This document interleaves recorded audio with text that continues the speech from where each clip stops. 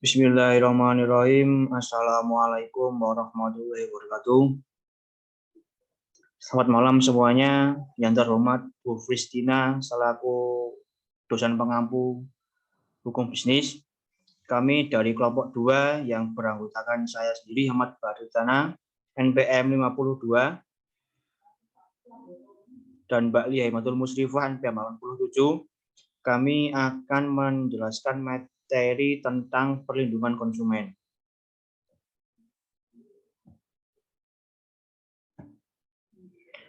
Perlindungan konsumen adalah segala upaya yang menjamin adanya kepastian hukum untuk memberi perlindungan kepada konsumen.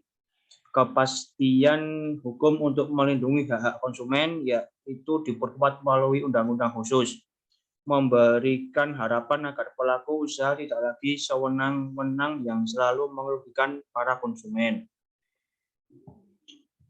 Kemudian asas perlindungan konsumen. Yang pertama adalah asas manfaat.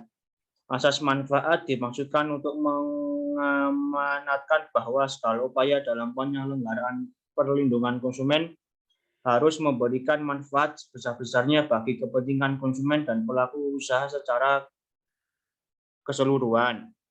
Kemudian yang kedua yaitu asas keadilan. Dimaksudkan agar partisipasi seluruh rakyat dapat diwujudkan secara maksimal dan memberikan kesempatan kepada konsumen dan pelaku usaha untuk memperoleh haknya dan melaksanakan kewajiban secara adil. Kemudian yang ketiga yaitu asas keseimbangan. Asas keseimbangan adalah untuk memberikan keseimbangan antara kepentingan konsumen, pelaku usaha, dan pemerintah dalam arti material maupun spiritual.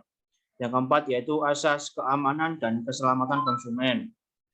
Dimaksudkan untuk memberikan jaminan atas keamanan dan keselamatan kepada konsumen dalam penggunaan, pemakaian, dan pemanfaatan barang atau jasa yang dikonsumsi ataupun yang digunakan.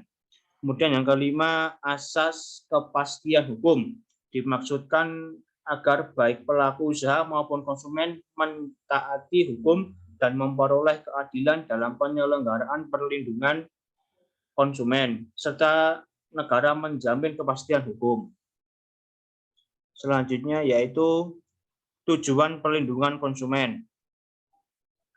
Dalam Undang-Undang Perlindungan Konsumen Pasal 3 disebutkan bahwa tujuan perlindungan konsumen sebagai berikut. Yang pertama yaitu meningkatkan kesadaran, kemampuan, dan kemandirian konsumen untuk melindungi diri. Yang kedua yaitu mengangkat harkat dan martabat konsumen dengan cara menghindarkannya dari ekses negatif pemakaian barang dan jasa. Yang ketiga, meningkatkan pemberdayaan konsumen dalam memilih dan menuntut hak-haknya sebagai konsumen.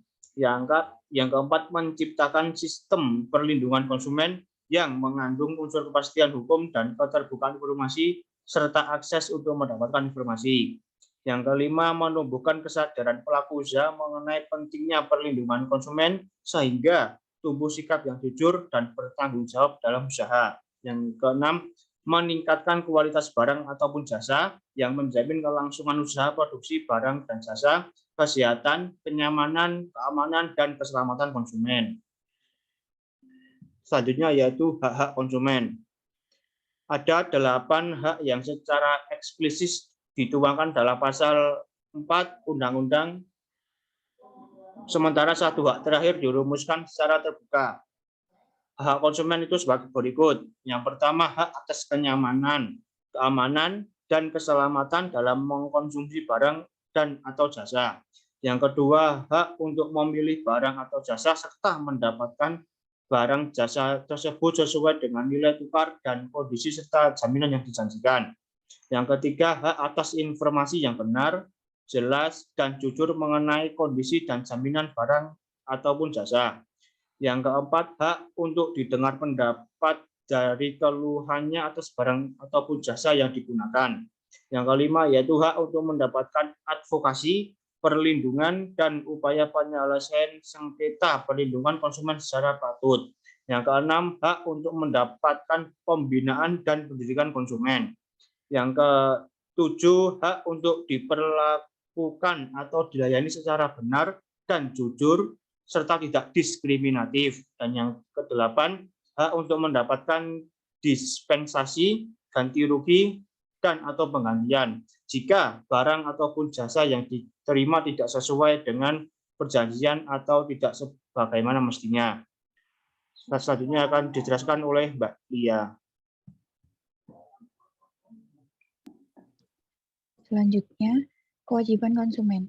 Kewajiban konsumen sesuai dengan pasal 5 Undang-Undang Perlindungan Konsumen, yaitu kewajiban konsumen adalah pertama, membaca atau mengikuti petunjuk informasi dan prosedur pemakaian atau pemanfaatan barang atau jasa demi keamanan dan keselamatan. Yang kedua, beriktikat baik dalam melakukan transaksi pembelian barang atau jasa. Yang keempat, membayar sesuai dengan nilai tukar yang disepakati. Yang keempat, mengikuti upaya penyelesaian hukum sengketa perlindungan konsumen secara patut. Selanjutnya, ada sumber hukum perlindungan konsumen. Sumber hukum adalah tempat di mana HPK itu dapat ditemukan. Dengan demikian, untuk memahami HPK dapat mencari dan menemukan tempat atau instrumen tersebut. Pada prinsipnya, sumber-sumber hukum tersebut terdiri dari perundang-undangan, perjanjian, traktat, jurisprudensi, kebiasaan, dan pendapat para sarjana. Beberapa sumber hukum perlindungan konsumen sebagai berikut. Yang pertama, nomor 1, peraturan undang-undang, dan hal ini sesuai dengan perkembangan kebutuhan masyarakat antara lain.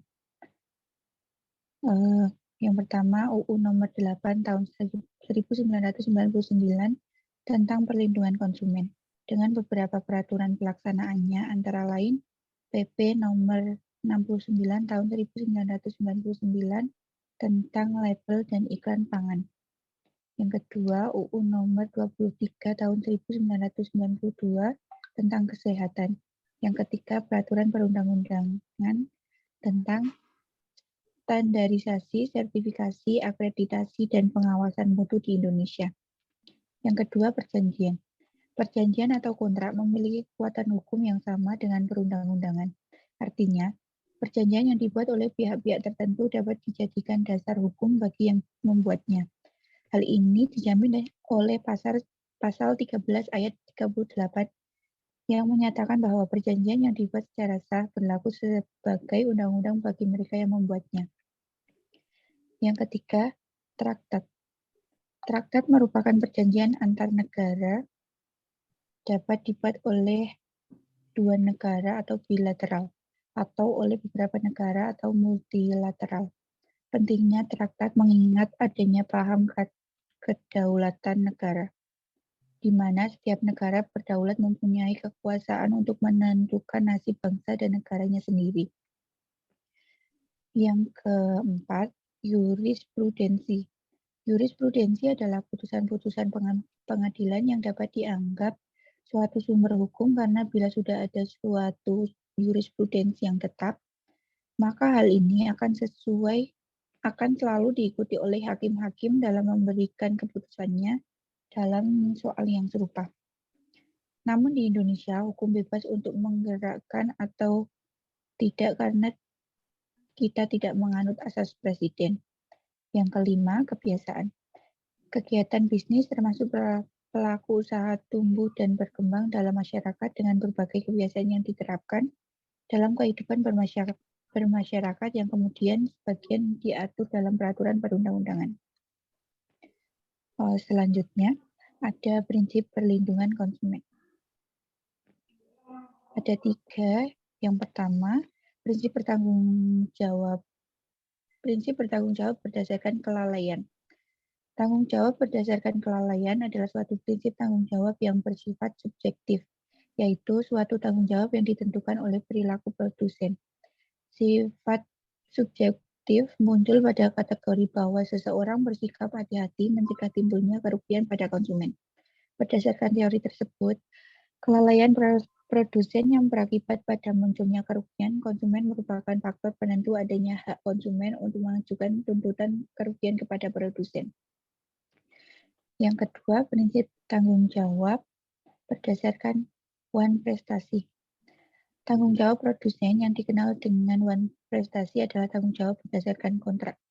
Ketika suatu produk rusak dan mengakibatkan kerugian, konsumen biasanya melihat isi kontrak atau perjanjian atau jaminan yang merupakan bagian dari kontrak, baik tertulis maupun lisan.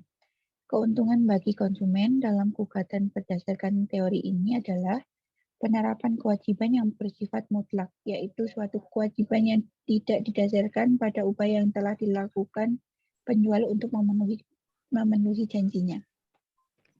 Yang ketiga, prinsip tanggung jawab mutlak, yaitu produk wajib bertanggung jawab atas kerugian yang diderita konsumen atas penggunaan produk yang beredar di pasaran. Tanggung jawab mutlak yakni unsur kesalahan tidak perlu dibuktikan oleh pihak penggugat sebagai dasar ganti kerugian. Ketentuan ini merupakan lex spesialis dalam gugatan tentang melanggar hukum pada umumnya. Penggugat atau konsumen hanya perlu membuktikan adanya hubungan kausalitas antara pembuatan produsen dan kerugian yang dideritanya. Dengan diterapkannya prinsip tanggung jawab ini, maka setiap konsumen yang merasa dirugikan akibat produk barang yang cacat atau tidak aman dapat menuntut kompensasi tanpa harus mempermasalahkan ada atau tidaknya unsur kesalahan di pihak produsen. Cukup sekian presentasi dari kami mengenai pengendalian konsumen. Jika ada kesalahan, kami mohon maaf sebesar-besarnya. Sekian, terima kasih. Wassalamualaikum warahmatullahi wabarakatuh.